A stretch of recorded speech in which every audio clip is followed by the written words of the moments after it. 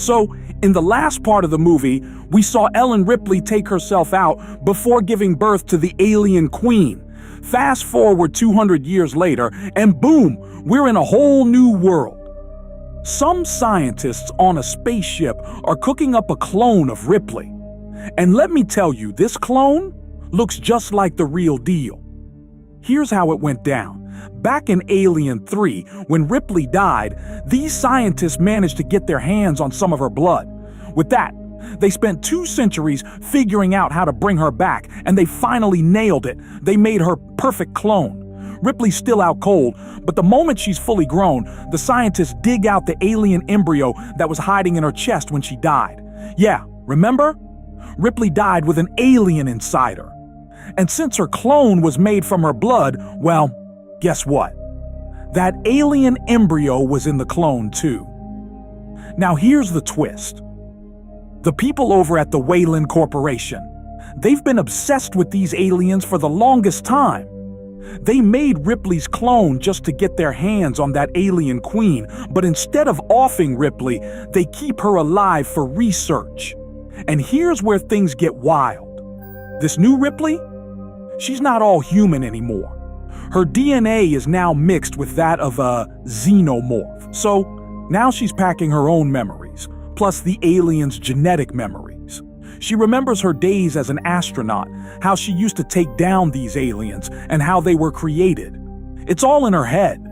And thanks to that alien DNA, Ripley's powers are on another level.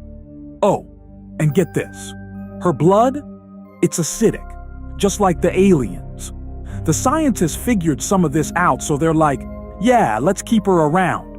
But here's what they didn't know. There's a whole connection between Ripley and the alien queen. Meanwhile, over on the other side of the ship, the alien queen is growing like crazy. Like in just 3 days, she's huge. Ripley eventually wakes up and they show her a picture of a child, which messes her up because it reminds her of her own kid. In a tense sci-fi scenario, Ripley is revived by scientists who have secretly kept her blood after her apparent suicide to prevent the alien queen from being born. Confused, she learns they plan to experiment on aliens and is shocked to discover a telepathic connection with them. Dr. Wren and General Perez leading the project intend to control the aliens, but Ripley laughs at their arrogance, warning them they can't be controlled. Meanwhile, a space pilot, Frank, is hired by Perez to deliver humans to be infected with facehuggers, turning them into alien hosts. As Ripley showcases her incredible strength by easily overpowering 2 pilots, her acidic blood begins to burn through the ship's floor. A crew member, Anna Lee, confronts Ripley, blaming her for the aliens' impending birth. But Ripley proves her resilience by healing instantly after injuring herself. Amidst escalating tensions, the pilots are labeled militants and executed, while the aliens, having grown strong and intelligent, break free after using their acidic blood. Chaos ensues on the ship as the xenomorphs attack, leading to a desperate struggle for survival. General Perez attempts to fight back with explosives, but ultimately falls victim to the very creatures they sought to control. Ripley senses impending danger and escapes her chamber just as the head pilot, Frank, is killed by a xenomorph. She saves the remaining crew members by shooting the alien, but they soon discover the ship is on autopilot back to Earth, giving them 3 hours to prevent a disaster. They plan to reach the pilot's ship, escape, and destroy the main vessel. In their rush, Ripley finds a lab marked 127, revealing failed clones of herself. Horrified by the sight of a deformed 7th clone begging for death, she uses a flamethrower to destroy the lab. As they progress, they encounter a facehugger victim who begs to be saved. But knowing the danger, Ripley hesitates while the others decide to take him along. They then need to swim through a flooded basement to reach the pilot's ship, pursued by xenomorphs.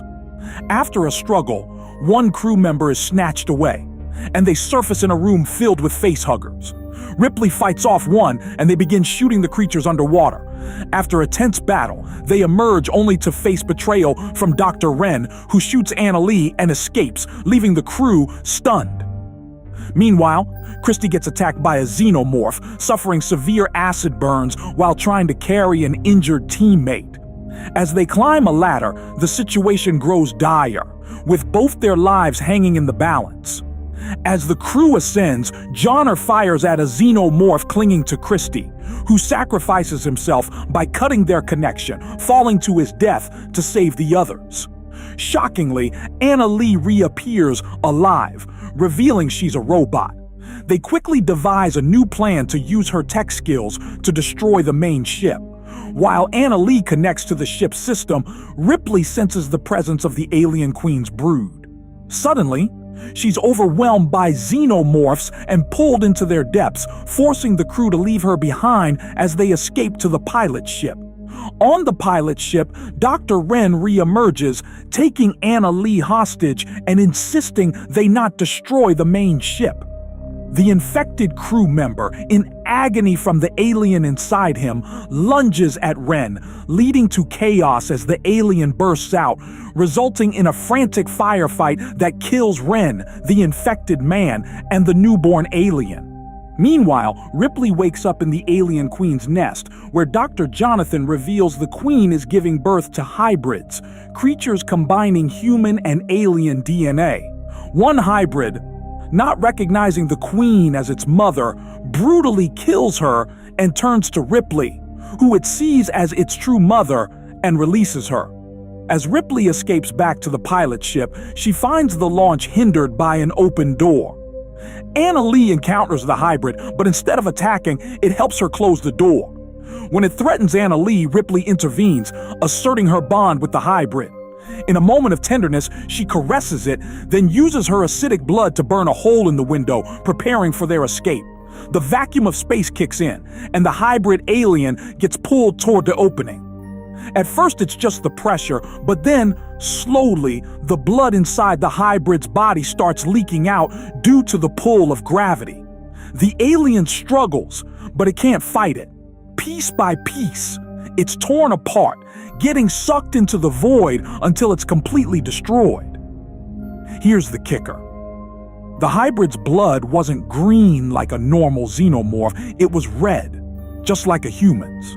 The creature, with its mix of human DNA, looked almost human, and as Ripley watches it die, there's this deep sadness in her eyes. It was like watching her own child go, and the weight of it hits her hard. With the hybrid gone, the main ship, along with the rest of the xenomorphs, gets obliterated. The nightmare is over. In the end, only Ripley and Anna Lee make it out alive.